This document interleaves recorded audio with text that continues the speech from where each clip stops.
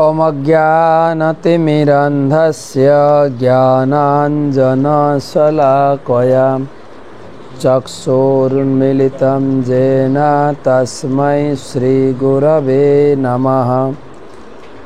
नमः ॐ विष्णुपादाय कृष्णप्रेष्ठाय भूतले श्रीमते भक्तिवेदान्त स्वामिनिति नामिने।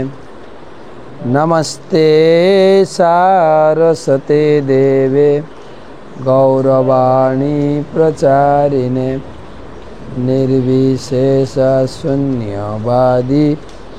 पाश्चात्यदेशतारिणे। वन्दे अहं श्रीगुरो श्रीयुतापदकमलं श्रीगुरुन् वैष्णवांश्च श्रीरूपं साग्रजातं सहगण रघुनाथान्वितं तं सजीवं साद्वैतं सावधूतं परिजनसहितं कृष्णचैतन्यदेवं श्रीराधाकृष्णपादान् सहगण ललिता श्रीविशाखान्वितांश्च। हे कृष्ण करुणा सिंधु दीनबंधु जगत्पते गोपेश गोपिका कांत राधा कांत नमस्तुते। तप्त कांचन गौरांगी राधे वृंदावनेश्वरी वृषभानुसुते देवी प्रणमामि हरिप्रिये। जय श्री कृष्ण चैतन्य प्रभु नित्यानंद श्री अद्वैत गदाधर श्रीवासदि श्री गौरभक्तवृंद। हरे कृष्ण कृष्ण कृष्ण हरे हरे हरे राम राम राम हरे हरे। ओम नमो भगवते वासुदेवाय। ओम नमो भगवते वासुदेवाय। बोल। ओम नमो भगवते वासुदेवाय।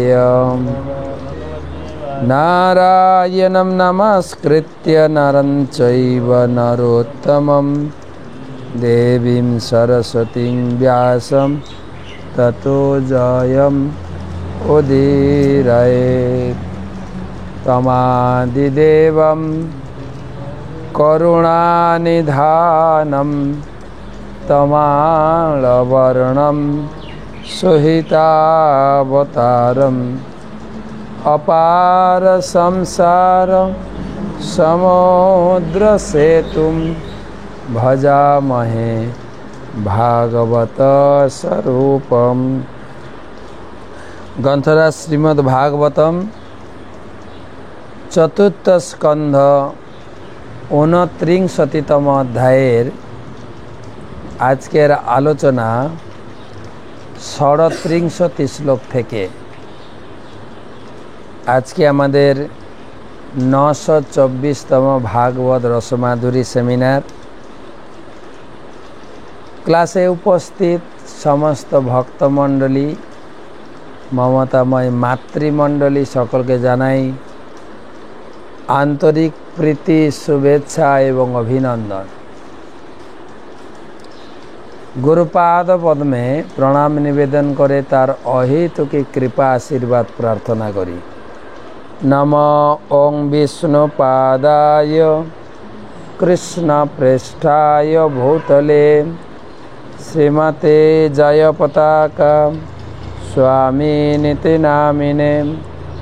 नमाचार्यपादाय निताय कृपा प्रदायिने गौरकथाधामदाय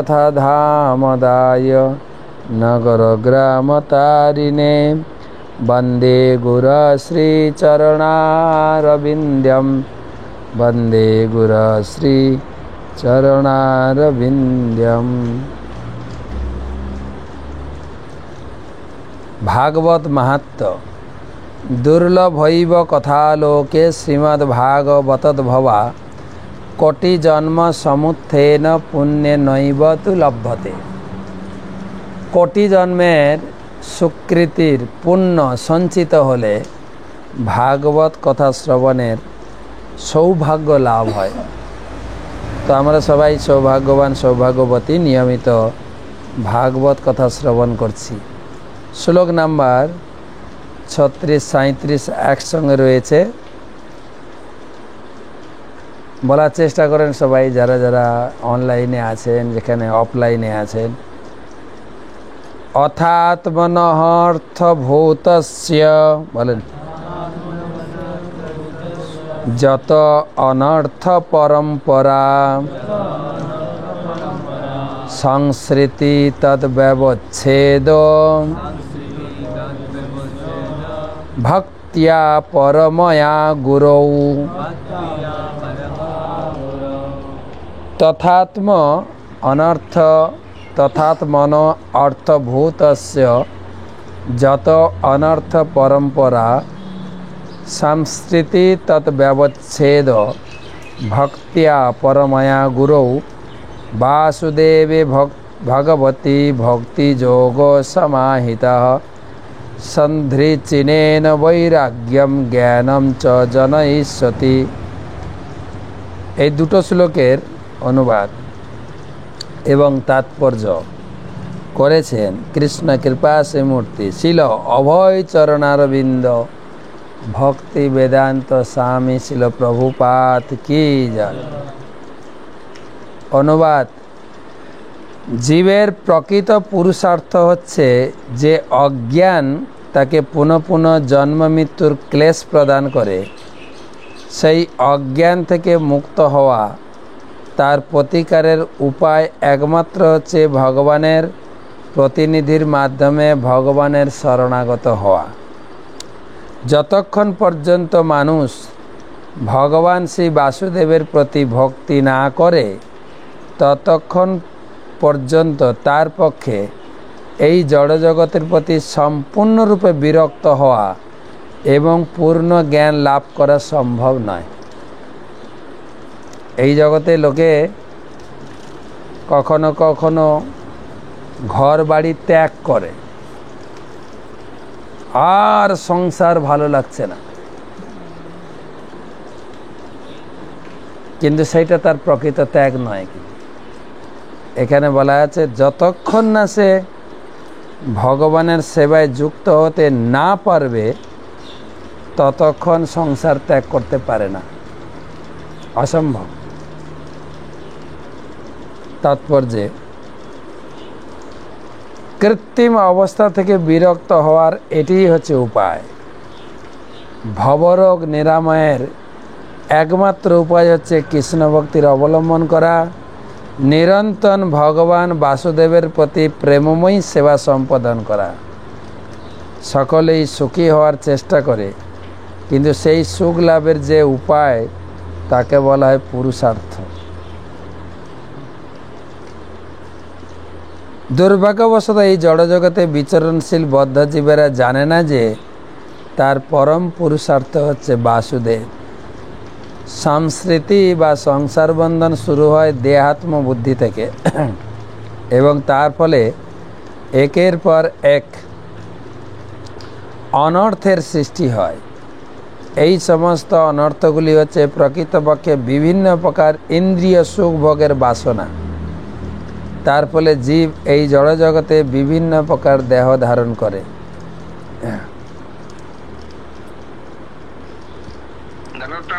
ও ক্লাসে এখন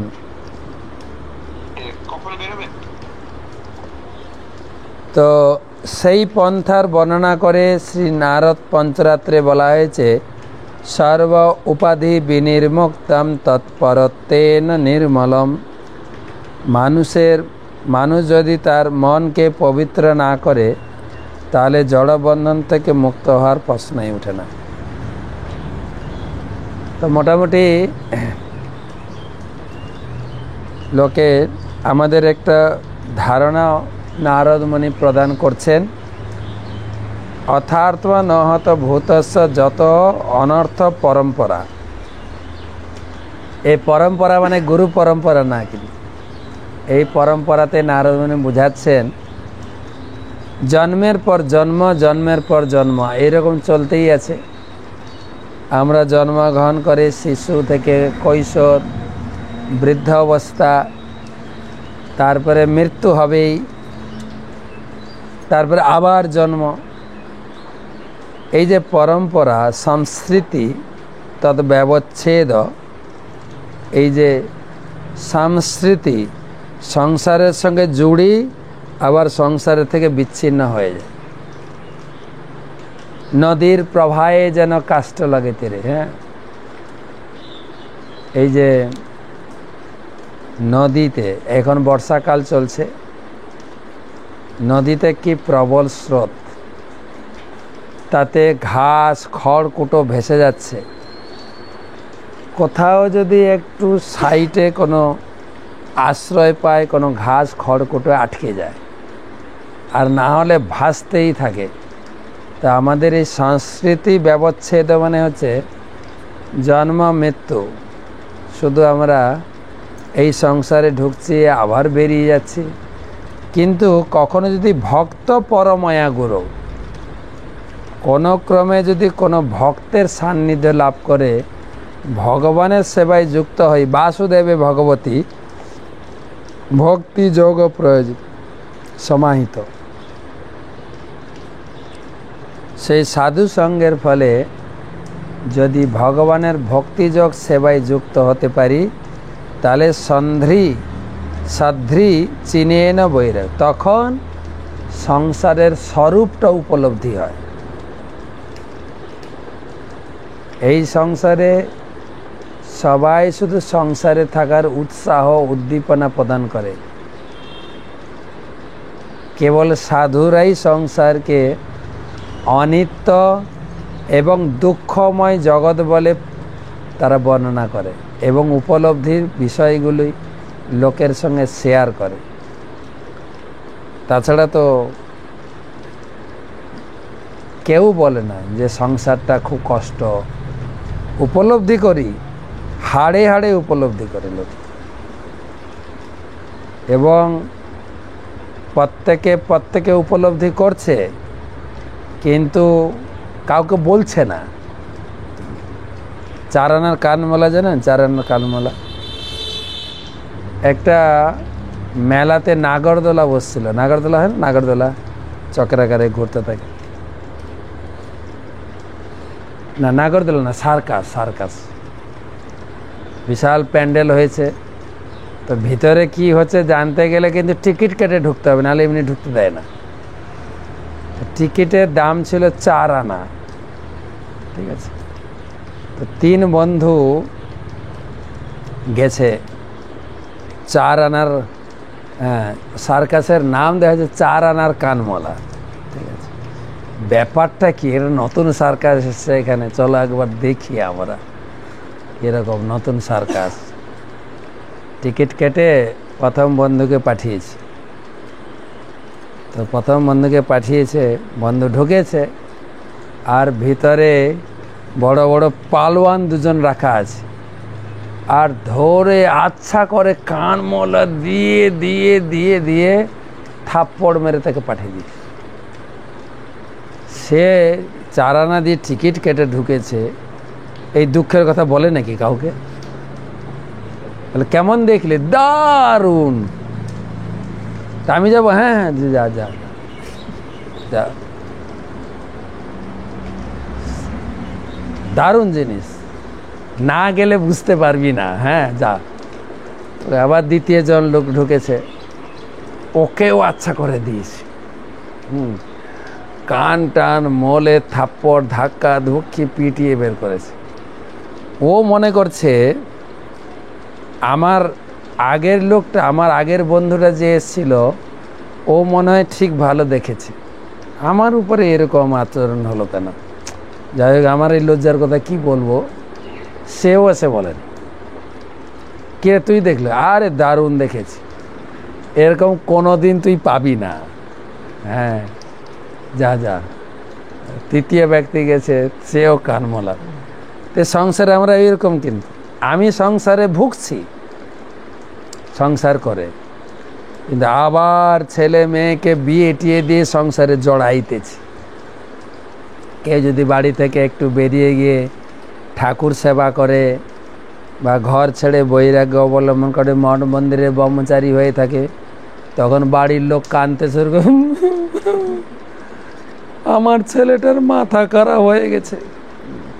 গ্রামের যদি কেউ একটা ছেলে, আমাদের গ্রামের ছেলে, সে যদি ব্রহ্মচারী সন্ন্যাসী হয়ে যায়, গর্ব করি, ওই যে বসে পাঠ দিচ্ছে ওইটা আমাদের গ্রামের ছেলে গো। কি গর্ব হয় বলো, আমাদের গ্রামের একটা ছেলে মঠের ব্রহ্মচারী সন্ন্যাসী হয়ে গেছে, সে গর্ব করো। যখন নিজের ছেলেটা বৈরাগী হয়ে যাবে, মাথায় যেন বাজ পড়লো। তা আমি সংসারে ভুগছি, 4 আনার কানমলা খাচ্ছি, তুমিও খাও, না খেলে হয় কেমন করে? হ্যাঁ, খাও খাও।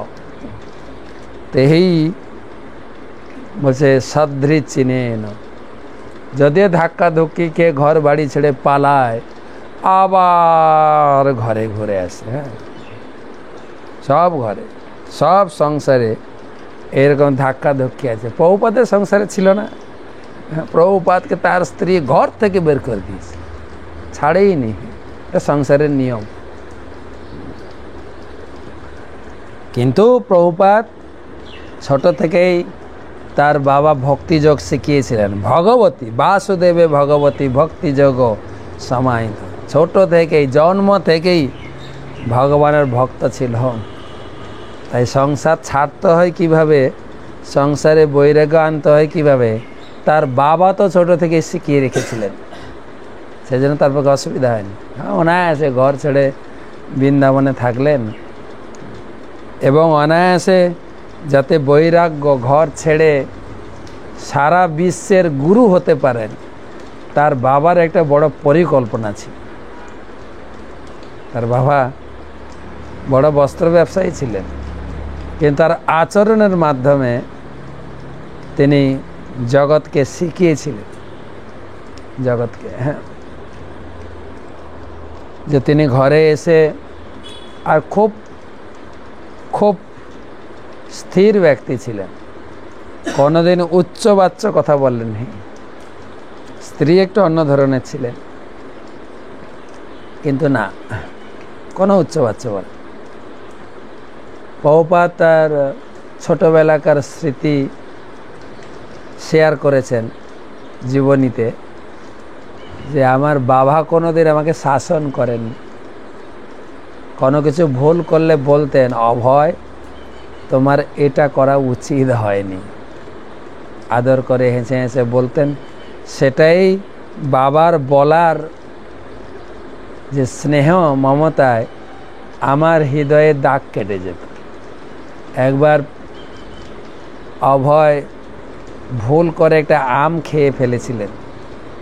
বাবা বাজার থেকে আম নিয়ে এসছেন, তো অভয় খেয়ে ফেলেছে। তার বাবা বুকে জড়িয়ে ধরে বলছে, অভয় আমরা তো ভগবানের ভক্ত, বাড়িতে রাধা গোবিন্দ আছেন, আমরা ভগবানকে ভোগ না দিয়ে কোনো কিছু খাই না, তুমি মনে রেখো, ভগবানকে ভোগ দিয়ে তারপরে আমরা প্রসাদ হিসাবে গ্রহণ করি।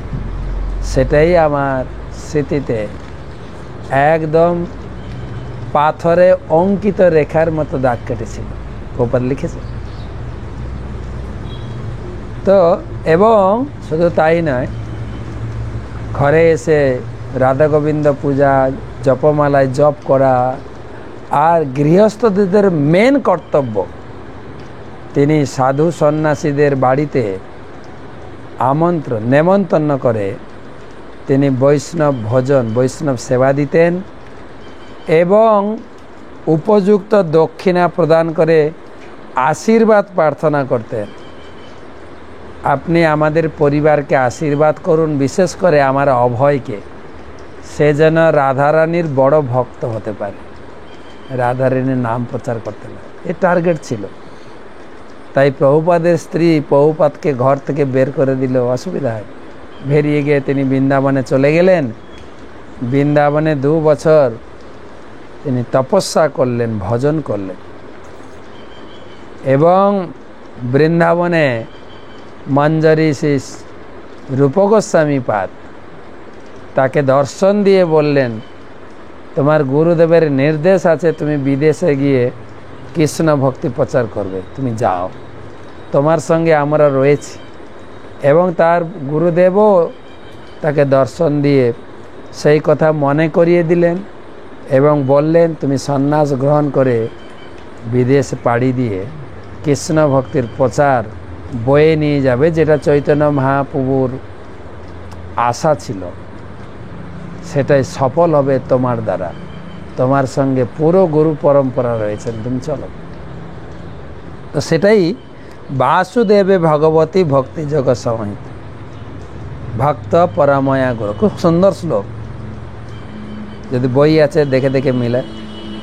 কেউ যদি ভক্তি যোগে যুক্ত থাকে তার ভিতরে বৈরাগ্য আসবে, আর না হলে মঞ্চে দাঁড়িয়ে আমার তো কিছু নেই, সবই গোবিন্দের।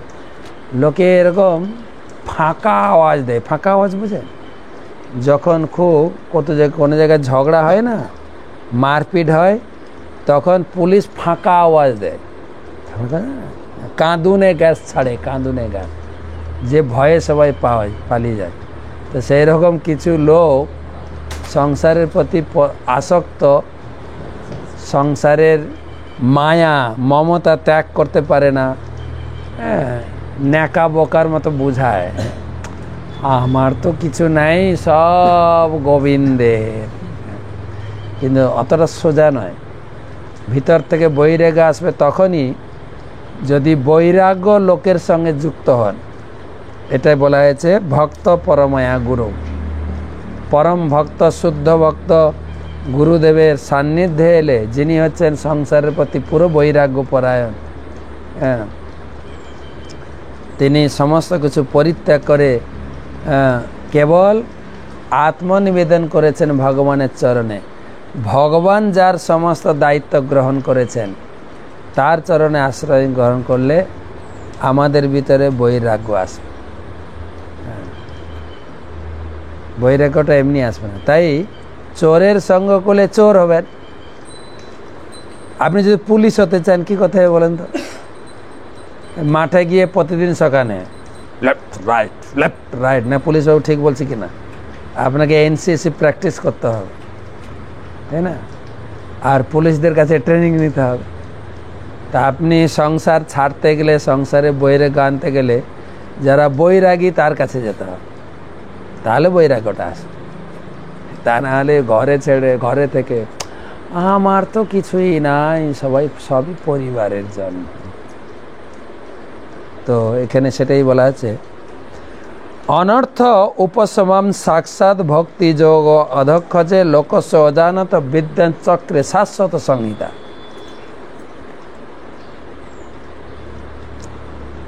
এই সংসার চক্র থেকে বৈরাগ্য বা ভক্তি জানতে গেলে ভাগবত পড়তে হবে। জীবের জড়জাগতিক ক্লেশ যা তার পক্ষে অনাবশ্যক, তার নিরাময় কেবল ভগবত ভক্তিতে যুক্ত হওয়ার ফলেই সম্ভব। কিন্তু সাধারণ মানুষ সে কথা জানে না। তাই মহাজ্ঞানী ব্যাসদেব পরম সত্য সমন্বিত এই বৈদিক শাস্ত্র সংকলন করেছেন, ভাগবতম লিখে গেছেন। সংসার ছাড়ানোর একটা হচ্ছে ডাক্তার, হচ্ছে ভক্ত।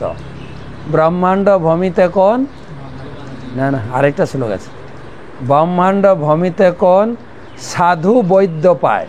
সাধু হচ্ছে ডাক্তার, তার উপদেশ মন্ত্রে মায়া পিশাচি পলায়। যেরকম সেদিন ক্লাসে বলছিলাম না, কাউকে যদি সাপে কামড় দেয়, ওঝা এনে ঝাড়ফুঁক করাতে হয় তবে সাপের বিষ নামে। তা আমাদের শরীরে মায়ার বিষ আছে, সংসারের বিষ, সংসার ছাড়তে পারি না।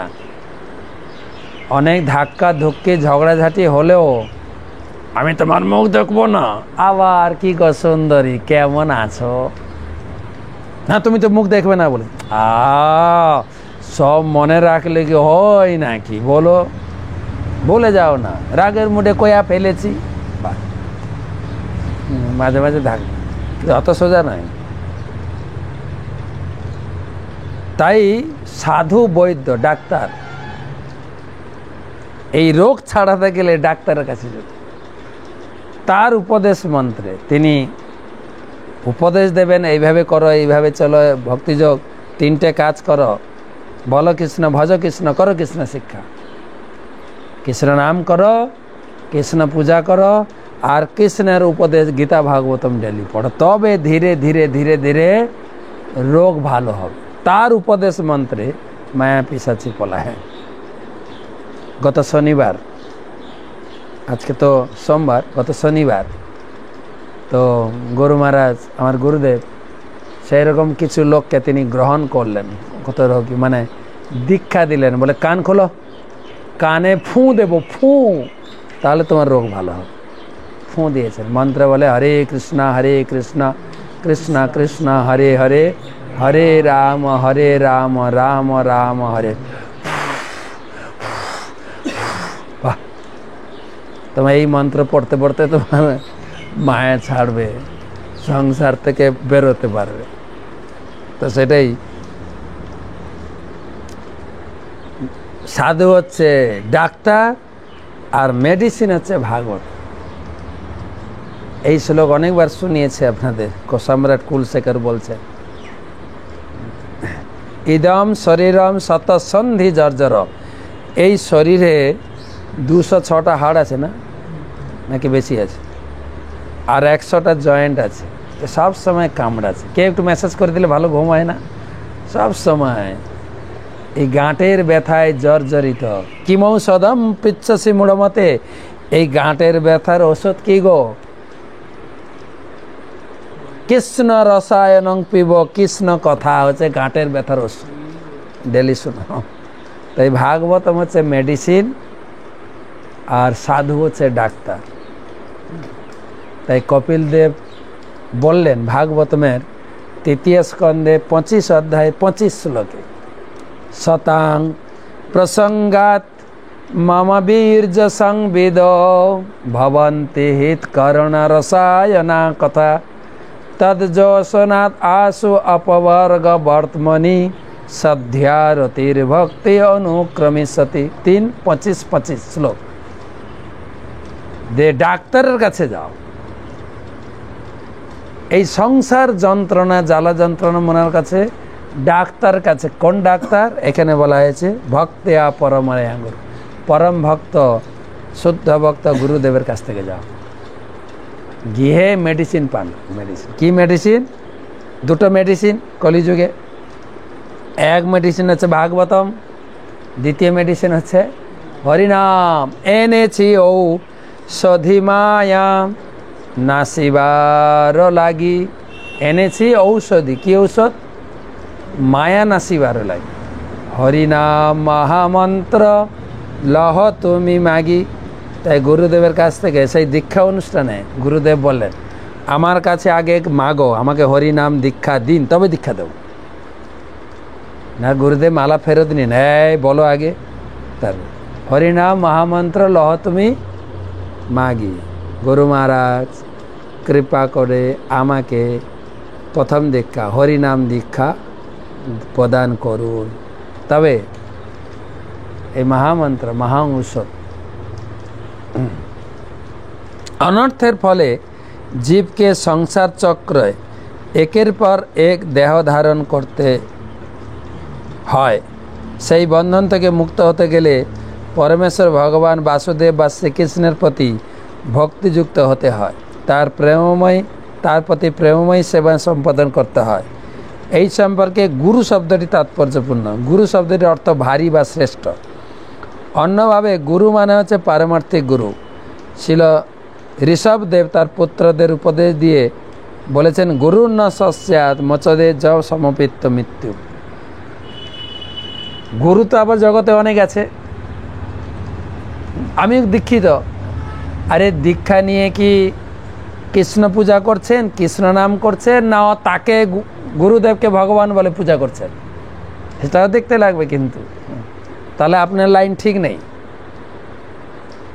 গুরু তিনি গুরু হচ্ছেন একজন ঘটক, যেরকম ছেলে মেয়ের বিয়েতে একজন ঘটক থাকে না, সেরকম গুরু হচ্ছেন জীবকে ভগবানের সেবায় যুক্ত করে। জীব হচ্ছেন প্রকৃতি, ভগবান হচ্ছেন পুরুষ, প্রকৃতিকে নিয়ে পুরুষের সঙ্গে যুক্ত করবে। আর সে যদি বলে আরে কৃষ্ণ কৃষ্ণ না, আমি কৃষ্ণ, আমাকে বিয়ে করো, হয় নাকি? তাই সেজন্য গুরু তিনি, যিনি জীবকে বা মানুষকে ভগবানের সেবায় যুক্ত করাবেন, তার সেই গুরুদেবের কাছে দীক্ষা নিন। এই সংসার প্রকৃতপক্ষে বিভিন্ন রকমের কর্মের ক্রিয়া প্রতিক্রিয়া মাত্র। সেটি হচ্ছে জন্ম এবং মৃত্যুর কারণ। কেবলমাত্র বাসুদেবের সেবায় যুক্ত হওয়ার ফলেই তার নিবৃত্তি সাধন সম্ভব। ভক্তি বলতে ভগবান বাসুদেবের সেবার উদ্দেশ্যে সম্পাদিত কার্যকে বোঝায়। যেহেতু বাসুদেব হচ্ছেন পরমেশ্বর ভগবান, তাই দেবদেবীর সেবায় যুক্ত না হয়ে সরাসরি বাসুদেবের সেবায় যুক্ত হওয়া উচিত। ভাগবত ভক্তি শুরু হয় কনিষ্ঠ অধিকারীর স্তর থেকে, বিধিনিষেধ পালন করার স্তর থেকে। তার চরম স্তর হচ্ছে ভগবানের প্রতি স্বতঃস্ফূর্ত প্রেমময়ী সেবা। সবকটি স্তরই উদ্দেশ্য হচ্ছে ভগবান বাসুদেবের সন্তুষ্টি বিধান করা।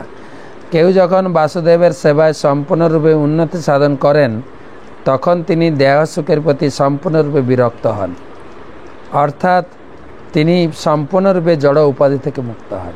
এইভাবে বিষয়ের প্রতি বিরক্ত হওয়ার ফলে তিনি পূর্ণ জ্ঞান প্রাপ্ত হয়ে পূর্ণরূপে ভগবান বাসুদেবের সেবায় যুক্ত হন। বিষয় থেকে মুক্ত হব তখনই যখন ভগবানের সেবায় যুক্ত হব এবং উপলব্ধি করব এটা বিষয় নয়, বিষয়ের বিষ।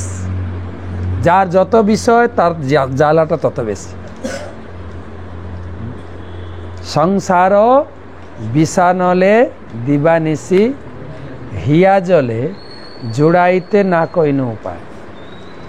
এই সংসারের বিষয়ের জ্বালায় হৃদয় সবসময় জ্বলছে, কোনো মলম বা ওষুধ নেই সেই জ্বালা থেকে মুক্ত করার।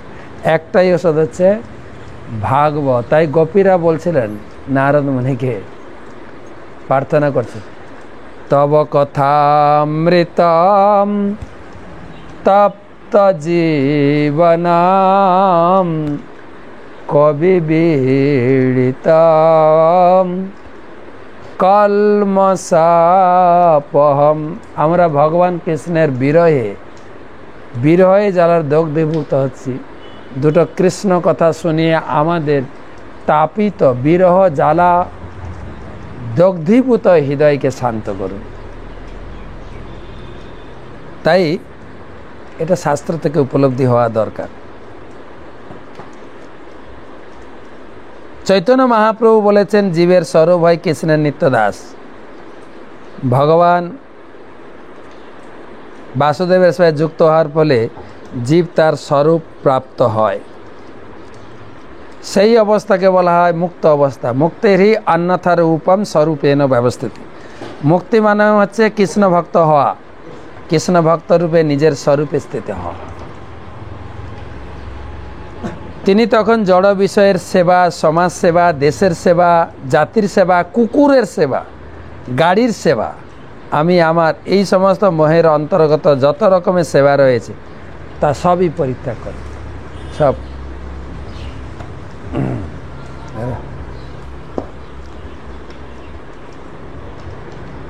শ্রীমদ্ ভাগবত में দ্বিতীয় স্কন্ধে প্রথম অধ্যায়ে বলা হয়েছে বাসুদেব, একই শ্লোক কিন্তু, वासुदेवे भगवती भक्ति जोग प्रयोजित जनयत्यासु वैराग्यम ज्ञानम च जत अहेतुकम।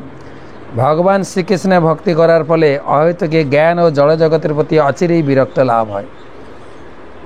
এইভাবে सब रकम जड़ बासना मन धर्म प्रसूत जल्पना कल्पना थेके एवं सकाम कर्म परित्याग करे वासुदेवेर सेवाय युक्त हওয়া अवश्य कर्तव्य। आरेकटा श्लोक, सह अचिरा देवराजर्षे सादच्युत कथाश्रय क्षीणतः श्रद्धानस्य नित्यदासादधीयत।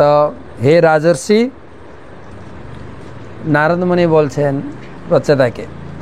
যে ব্যক্তি শ্রদ্ধাবান, যিনি সর্বদা ভগবানের মহিমা শ্রবণ করেন, যিনি সর্বদা কৃষ্ণ ভক্তি অনুশীলনে যুক্ত, যিনি সর্বদা ভগবানের কার্যকলাপ শ্রবণ করেন, তিনি অচিরেই প্রত্যক্ষভাবে ভগবানকে দর্শন করার যোগ্যতা অর্জন। আপনি সরাসরি ভগবানকে দর্শন করবেন যদি কৃষ্ণ নাম, কৃষ্ণ পূজা আর কৃষ্ণ শিক্ষা ডেলি গুরুদেবের কাছ থেকে শ্রবণ করেন।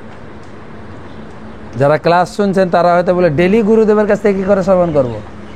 অনলাইনে ঢুকুন, ডেলি গুরুদেবের কাছে। আমার গুরুদেব তো ডেলি চৈতন্য চরিতামৃত পাঠ করেন এবং শনিবার হলে ভাগবত পাঠ করেন।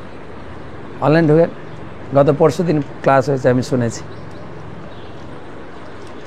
যিনি ডেলি গুরুদেবের কথা শ্রবণ করেন এবং ডেলি কৃষ্ণ পূজা, কৃষ্ণ ভোগ নিবেদন করেন প্রসাদ, এবং কৃষ্ণ নাম জপ করেন, সরাসরি ভগবানকে দর্শন করবেন। সরাসরি সেটাই বেদেও বলা হয়েছে। যেরকম মায়েরা চোখে কাজল পরেন না চোখকে রাঙানোর জন্য, ভক্তকেও কাজল দিয়ে চোখ রাঙাতে হবে, তবে ভগবানকে দেখা যাবে। প্রেমাঞ্জন ছরিত ভক্তি বিলোচনেন, লোচনেন মানে চোখ, চোখ দিয়ে দেখতে পারবেন, বিলক্ষ দর্শন করতে পারবেন। কি? প্রেম অঞ্জন, প্রেমের অঞ্জন, ভগবানের প্রতি প্রেমের অঞ্জন চোখে লাগান, তবে ভগবানকে দর্শন। এমনি তর্ক করলে হয়, ভগবানকে দেখেছেন, ভগবানকে দেখাতে পারবেন, আরে তুমি কি যোগ্যতা করেছো যে ভগবানকে দেখবে? যদি আমেরিকার প্রেসিডেন্টের নাম শুনেছি, কে? বাইডেন, কোনোদিন দেখি নেই, হয়তো ছবিতে দেখেছেন, হয়তো চিন্তা। এখানে যদি এসে বলে আমি আমেরিকার প্রেসিডেন্ট, তুমি চিনতে তো পারছি না, তো চিনতে হবে তো, শাস্ত্র পড়ে তবে না চিনব। প্রভুপাদ তাৎপর্য, ছোট তাৎপর্য দিয়েছেন, বাসুদেবের নিত্য প্রেমময় সেবায় যুক্ত, নিরন্তর যুক্ত হওয়ার অর্থ হচ্ছে সর্বদা তার মহিমা শ্রবণ করা। ভক্তিযোগের পন্থা হচ্ছে, প্রথম হচ্ছে শ্রবণ, শ্রবণম কীর্তনং বিষ্ণু স্মরণং পাদ সেবনম অর্চনং বন্দম দাস্য সক্ষ আত্মনিবেদন। এই পন্থার দ্বারাই কেবল প্রকৃত সিদ্ধি লাভ করা যায়। কেবলমাত্র ভগবানের মহিমা শ্রবণ করার পরে চিন্ময় স্তরে উন্নীত হওয়া যায়। হরি বল। এইখানে আজকের আলোচনা রাখি। ঝটাপট কয়েকটা প্রশ্ন আছে। আজকে অনেক দূর চলে এসেছি, সেই একদম ত্রিপুরা থেকে চলে এলাম ব্যাঙ্গালোর। হ্যাঁ, এখানে কয়েকদিন থাকবো। তো আজকে রাত হয়ে গেছে আস্তে আস্তে। তো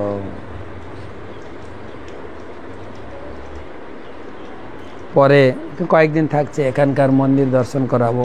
এখানে অনেকগুলো মন্দির আছে, আমি যে মন্দিরে আছে জগন্নাথের বিগ্রহ আছে, খুব সুন্দর, কখনো সুযোগ হলে দেখাবো। ঠাসা প্রোগ্রাম আছে, সকাল বিকাল দুপুর।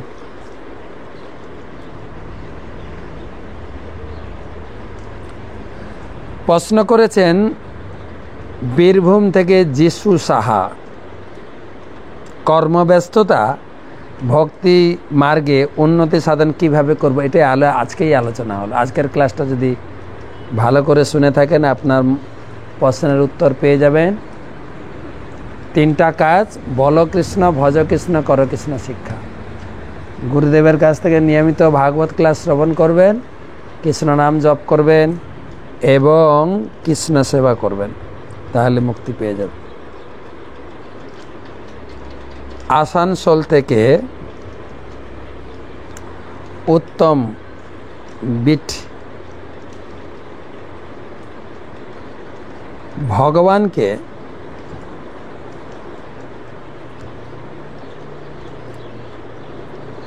আমার প্রশ্ন হলো, ভগবানের ভোগে আতপ চাল ছাড়া অন্য চালের ভোগ লাগানো যায় কিনা? যদি লাগানো যায়, কি কি চালের ভোগ লাগানো যায়? হ্যাঁ,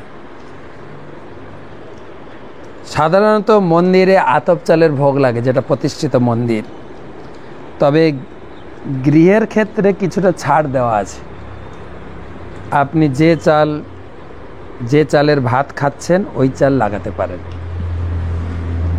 সে বাসমতি চাল হতে পারে, মিনিকেট চাল হতে পারে, আতপ হতে পারে, সিদ্ধ হতে পারে, ছাড় দেওয়া হয়েছে। আর যদি শুধু আতপ চাল ভোগ লাগে এখানে তো ভালোই। তো আমাদের অনেকে আতপ চাল রান্না করতে পারে না, হয় শক্ত থেকে যায় অথবা ঘেঁটে আলু সিদ্ধ বানিয়ে ফেলে, যেগুলো অনেকে খেয়ে হজম করতে পারে না, অনেক সময় অ্যাসিডিটি হয়ে যায়। তাই গৃহস্থের পক্ষে ছাড় আছে। আপনি যে চাল খেতে অভ্যস্ত, যদি চালও না খান, যদি বলে আমি রুটি খাই, রুটিই ভোগ লাগান, ঠিক আছে। গীতায় ভগবান বলেছেন যে যত করসি যত অশ্নাসি, তুমি যা করো আর যা খাও আমাকে ভোগ দিয়ে খাও। যে আমি রুটি খাই শুধু সারাদিন, রুটি ভোগ দিয়ে খাও।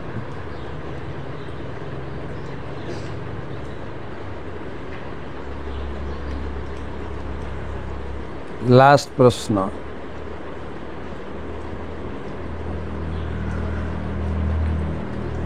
দীপাঞ্জলি সাহু মেদিনীপুর থেকে। মহারাজ চরণে কোটি কোটি প্রণাম। এত প্রণাম বাবা, একটু কম প্রণাম করেন। হ্যাঁ, হরিনাম জপ শেষ করার পর কি মন্ত্র বলা হয়? না হলে সেই মন্ত্রের ফল ইন্দ্রদেব দেয় না। আরে মন্ত্র তো ভগবানের, ইন্দ্র কেন ফল দেবে? ভগবানের নাম। সাধারণত গুরুদেব বলেছেন নাম জপ করার শুরুতে পঞ্চতত্ত্ব মন্ত্র বলতে। অনেক ভক্ত অনেক মন্ত্র বলে, যেরকম গুরুদেবের প্রণাম করে, হরিদাস ঠাকুরকে প্রণাম জানিয়ে সবার আশীর্বাদ নিয়ে জপ শুরু করতে পারে, কিন্তু নির্দিষ্ট অথরাইজ মন্ত্র গুরুদেব বলেছেন পঞ্চতত্ত্ব মন্ত্র বলবে। তা আমরা পঞ্চতত্ত্ব মন্ত্র প্রথমে, পঞ্চতত্ত্ব মন্ত্র শেষে বলি। এবারে আপনার প্রশ্ন হচ্ছে যে কি মন্ত্র দিয়ে এটা উৎসর্গ করা হয়। এই মন্ত্র না জানলেও হবে, শুধু হরিনামই সিদ্ধি দেবে, অন্য কোনো মন্ত্র আপনাকে শিখতে হবে না।